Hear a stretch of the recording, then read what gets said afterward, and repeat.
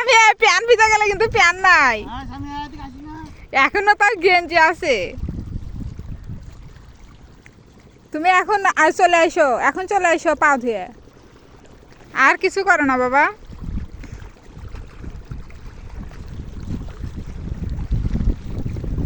এই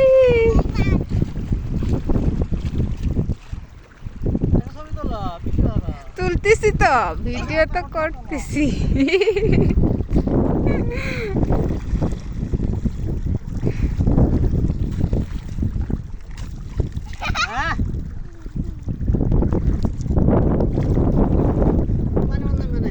না না না, ওখান থেকে পানি মুখে দিলে তা হতো। এই পানি মুখে, ওই টলটলা পানি মুখে লবণ লবণ লাগে।